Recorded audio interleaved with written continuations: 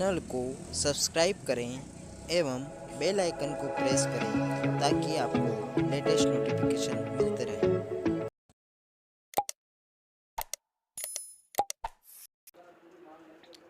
सभी साथियों को नमस्कार। एजुकेशन स्पेशल यूट्यूब चैनल में आप सभी का स्वागत है। साथियों, आपको मालूम है कि एजुकेशन यूट्यूब चैनल के द्वारा आपके सामने शिक्षा से जुड़ी हुई और कर्मचारी हितों से जुड़ी हुई खबरें लेकर मैं आता रहता हूं। आज फिर मध्य प्रदेश शासन सामान्य प्रशासन विभाग का एक पत्र आया है जो कि 28 मई आज ही के दिन जारी हुआ है। पूरे पत्र में विस्तृत दिशा निर्देश हैं मुख्यमंत्री कोविड-19 अनुकंपा नियुक्ति से संबंधित। तो पूरे वीडियो को आप अंत तक देखेंगे बिना स्किप किए हुए। वीडियो की शुरुआत करने से पहले यदि आप चैनल पर नए हैं और अभी तक आपने चैनल को सब्सक्राइब नहीं किया है तो प्लीज़ चैनल को सब्सक्राइब कर लें, बेल आइकन को प्रेस कर लें ताकि आने वाले वीडियो के नोटिफिकेशन आपको मिलते रहेंगे। साथ ही साथ बिना स्किप किए हुए पूरा वीडियो देखेंगे ताकि सारे निर्देश आपको समझ में आ जाएंगे। आज मैं बताने वाला हूँ मध्य प्रदेश शासन सामान्य प्रशासन विभाग मंत्रालय द्वारा पत्र जारी किया गया है 28 मई के दिन। जो लिखा गया है, मध्य प्रदेश शासन के समस्त विभाग अध्यक्ष राजस्व मंडल मध्य प्रदेश ग्वालियर, समस्त विभाग अध्यक्ष, समस्त संभाग आयुक्त, समस्त जिला कलेक्टर, समस्त मुख्य कार्यपालन अधिकारी, जिला पंचायत मध्य प्रदेश को यह पत्र लिखा गया है। साथियों, विषय है इस पत्र का मुख्यमंत्री कोविड-19 अनुकंपा नियुक्ति योजना लागू किए जाने के संबंध में, यानी कि माननीय मुख्यमंत्री जी द्वारा इस मामले को विशेष ध्यान में रखते हुए मुख्यमंत्री कोविड-19 अनुकंपा नियुक्ति योजना लागू की है। इसके विषय विस्तृत दिशा निर्देश जान लेते हैं। पहले पत्र को समझ लेते हैं। राज्य शासन एतद द्वारा उसके नियोजन में कार्यरत समस्त नियमित कर्मचारी, स्थायी कर्मी, कार्यभारित, आकस्मिकता से वेतन पाने वाले कर्मचारी, दैनिक वेतन भोगी, तदर्थ कर्मचारी, संविदा पर आधारित कर्मचारी जो कलेक्टर दर पर आधारित है, आउटसोर्स हैं, मानदेय के रूप में कार्यरत शासकीय सेवक और सेवा आयुक्तों के लिए कोविड-19 अनुकंपा नियुक्ति योजना लागू करता है। योजना की प्रति आवश्यक कार्यवाही हेतु संलग्न है। रंजना प्रीतम, अवर सचिव मध्य प्रदेश शासन सामान्य प्रशासन विभाग द्वारा यह पत्र जारी किया गया है। अब इस योजना को क्या है पूरा दिशा निर्देश मैं आपको बता देता हूँ। मुख्यमंत्री कोविड-19 अनुकंपा नियुक्ति योजना। सबसे पहले प्रस्तावना जान लेते हैं। राज्य शासन ने निर्णय लिया है कि उसके नियोजन में कार्यरत समस्त नियमित स्थायी कर्मी, कार्यभारित, आकस्मिकता से वेतन पाने वाले, दैनिक वेतनभोगी, तदर्थ, संविदा, कलेक्टर दर, आउटसोर्स, मानदेय के रूप में कार्यरत शासकीय सेवक या सेवायुक्तों के लिए मुख्यमंत्री कोविड-19 अनुकंपा नियुक्ति योजना निम्नानुसार लागू की जाए। यानी कि सभी के लिए, सारे नियमित हो गए और अनियमित जो हैं, अस्थायी जो हैं, उनके लिए भी ये योजना लागू की गई है। इस योजना का उद्देश्य क्या है, उद्देश्य जान लेते हैं। इस योजना अंतर्गत उपरोक्त प्रस्तावना में उल्लेखित सेवायुक्तों की कोविड संक्रमण से मृत्यु होने पर उनके परिवार के पात्र एक सदस्य को योजना में विहित प्रावधान के अनुसार उसी प्रकार के नियोजन में अनुकंपा नियुक्ति प्रदान की जाएगी जिसमें मृत सेवक नियोजित था। जो मृत सेवक जिस पद पर कार्यरत था उसी पद पर नियुक्ति दी जाएगी, चाहे वो आउटसोर्स हो, चाहे वो नियमित हो, आकस्मिकता वाले हो, संविदा वाले हो या तदर्थ वाले हो। अब पात्र कर्मी कौन कौन रहेंगे। सबसे पहला बिंदु है राज्य के समस्त नियमित स्थायी कर्मी, कार्यभारित एवं आकस्मिकता से वेतन पाने वाले, दैनिक वेतन भोगी, तदर्थ, संविदा, कलेक्टर दर पर कार्यरत सेवक जिनका वेतन, मानदेय, पारिश्रमिक का भुगतान राज्य की संचित निधि से विकलनीय हो, उनके लिए पात्रता रहेगी। दूसरा बिंदु है विभागों द्वारा सक्षम स्वीकृति एवं निर्धारित प्रक्रिया के तहत ली गई आउटसोर्स सेवाओं पर कार्यरत सेवायुक्त जिनका पारिश्रमिक या मानदेय आदि का भुगतान राज्य की संचित निधि से विकलनीय हो। तीसरे बिंदु जो पात्र हैं, विधि द्वारा स्थापित आयोग, ऐसी संस्थाएं जिनका 100% स्थापना व्यय राज्य के नियमित स्थापना मद से विकलनीय होता है, इस हेतु स्थापना अनुदान दिया जाता है। उपरोक्त अनुसार कार्यरत सेवायुक्त पात्र होंगे। तीनों प्रकार के जो बिंदु मैंने बताए हैं ये इस योजना में शामिल होंगे, इस योजना के लिए पात्र होंगे। पात्रता की शर्तें क्या रहेगी। पहली शर्त रहेगी मृतक सेवायुक्त मान्य चिकित्सीय जांच में आरएटी जांच या आरटी-पीसीआर कोविड-19 पॉजिटिव पाया गया हो तथा उसकी मृत्यु उपचार के दौरान हुई हो। अथवा स्वस्थ होने के बाद पॉजिटिव होने के 60 दिन के भीतर किसी भी बीमारी से मृत्यु हुई हो, वो भी इसके लिए पात्र होंगे। दूसरा बिंदु है मृत्यु की तिथि पर वह शासन के नियोजन या शासकीय कार्य में कार्यरत हो। तीसरा बिंदु है मृतक सेवायुक्त शासकीय कार्य में पूर्णकालिक रूप से नियोजित होना चाहिए। चौथा बिंदु है उक्त योजना अंतर्गत अनुकंपा नियुक्ति के लिए परिवार के सदस्य की पात्रता का निर्धारण सामान्य प्रशासन विभाग के परिपत्र दिनांक 29/9/2014 की कंडिका 2 के अनुसार होगा। अगला बिंदु है पांचवा, मृतक शासकीय सेवक या सेवायुक्त के पात्र आश्रित को अनुकंपा नियुक्ति देने में आयु का बंधन नहीं होगा।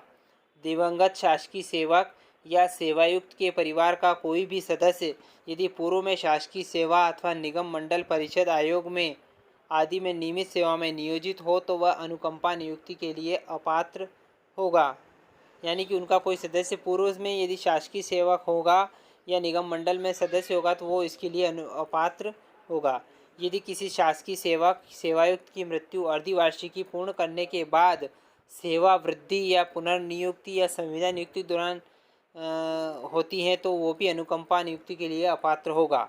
जिन परिवार को मुख्यमंत्री कोरोना योद्धा योजना के अंतर्गत 50 लाख रुपए की पात्रता है उन्हें इस योजना का लाभ नहीं दिया जाएगा। अब योजना की अवधि कहां से कहां तक रहेगी? यह योजना 1 मार्च 2021 से लागू होगी और 30 जून 2021 तक लागू रहेगी। स्पष्टीकरण भी क्लियर कर देता हूं मैं यहाँ पर कि अगर सेवायुक्त से योजना अवधि में कोविड-19 पॉजिटिव था लेकिन उसकी मृत्यु योजना अवधि समाप्त होने के पश्चात परंतु कोविड-19 पॉजिटिव होने के 60 दिन के भीतर हो जाती हैं तब भी वह अनुकंपा नियुक्ति की उसको पात्रता होगी। अब अनुकंपा नियुक्ति के पद की बात करें तो इस योजना अंतर्गत कार्यरत सेवक की मृत्यु होने पर उसके परिवार के पात्र सदस्य को द्वारा धारित योग्यता अर्हता के आधार वर्ग 3 गैर कार्यपालिक पद अथवा वर्ग 4 अथवा इसके समतुल्य पदों पर उसके नियोजन में अनुकंपा नियुक्ति दी जाएगी। जिस प्रकार के नियोजन में मृतक सेवक नियोजित था, मृतक सेवक नियोजन नियमित है तो उसको पात्र आश्रित के नियोजन का प्रकार नियमित रहेगा। यदि वो कार्यभारित और आकस्मिकता के अंतर्गत था तो उसका अनुकंपा नियुक्ति कार्यभारित एवं आकस्मिकता के अंतर्गत होगी। संविदा के अंतर्गत था तो उसकी नियुक्ति संविदा के अंतर्गत होगी। दैनिक वेतनभोगी कलेक्टर दर आउटसोर्स या मानदेय रहेगा तो उनकी भी नियुक्ति आउटसोर्स के अंतर्गत होगी। अनुकंपा नियुक्ति की प्रक्रिया कैसे रहेगी ये प्रक्रिया में जान लीजिए। अनुकंपा नियुक्ति के लिए आवेदन पत्र संलग्न है। इस परिशिष्ट 1 में दर्शाए गए प्रपत्र में उस कार्यालय प्रमुख या विभाग प्रमुख जिसमें दिवंगत सेवायुक्त अपनी मृत्यु के पूर्व कार्यरत था को प्रस्तुत किया जाएगा। दूसरा बिंदु है आवेदन मृत्यु दिनांक से 4 माह के भीतर प्रस्तुत करना आवश्यक होगा। अपरिहार्य स्थिति में विलंब के कारणों से संतुष्ट होने पर दावा स्वीकृति हेतु सक्षम प्राधिकारी अधिकतम 3 माह का विलंब माफ कर सकेंगे। तीसरा बिंदु है अनुकंपा नियुक्ति के आवेदनों के निपटारे हेतु ऐसे आवेदकों की सूची संबंधित कार्यालय या विभाग में बनाई जाएगी एवं इसका क्रम दिवंगत सेवायुक्त की मृत्यु के दिनांक से निर्धारित किया जाएगा। अर्थात जो सेवायुक्त पहले दिवंगत हुआ है उसके आश्रितों को पहले अनुकंपा नियुक्ति आरक्षण नियमों का पालन करते हुए दी जाएगी। चौथा बिंदु है अनुकंपा नियुक्ति यथासंभव उसी कार्यालय या विभाग में दी जाएगी जिसमें दिवंगत सेवायुक्त निधन के पूर्व नियोजित था। यदि विभाग की स्थापना में ऐसा पद रिक्त नहीं है जिस पर परिवार के सदस्यों को कंडिका 6 के अनुरूप अनुकंपा नियुक्ति दी जा सकती है तो इसके लिए सांख्येतर पद निर्मित किया जा सकेगा। ऐसे सांख्येतर पद पर की गई नियुक्ति भविष्य में नियमित पद की रिक्ति के विरुद्ध समायोजित की जाएगी एवं पात्र आश्रित की पदोन्नति एवं अन्य कारणों से सांख्येतर पद रिक्त होने पर स्वतः समाप्त समझा जाएगा। सांख्येतर पद निर्मित करने की अनुमति निम्न समिति द्वारा की जाएगी। मुख्य सचिव मध्य प्रदेश शासन अध्यक्ष रहेंगे। प्रमुख सचिव वित्त विभाग सदस्य रहेंगे। विभागीय प्रमुख सचिव सचिव सदस्य रहेंगे। अवर मुख्य सचिव सामान्य प्रशासन विभाग सदस्य सचिव रहेंगे। छठा बिंदु है दिवंगत सेवायुक्त के परिवार को शपथ पत्र पर उस सदस्य का नाम देना होगा जिसकी अनुकंपा नियुक्ति की जानी है। दिवंगत सेवायुक्त पात्र आश्रित को अनुकंपा नियुक्ति देने की स्थिति में उसे पात्र अभ्यर्थी से नियुक्ति के पूर्व इस आशय का शपथ पत्र लिया जाएगा कि वह दिवंगत सेवायुक्त के परिवार के अन्य सदस्यों का समुचित भरण पोषण करेगा। आउटसोर्स के रूप में पात्र आश्रित को उसकी शैक्षणिक योग्यता के आधार पर कंडिका 8.3 में उल्लेखित सक्षम प्राधिकारी द्वारा आउटसोर्स एजेंसी के माध्यम से नियोजित कराया जाएगा।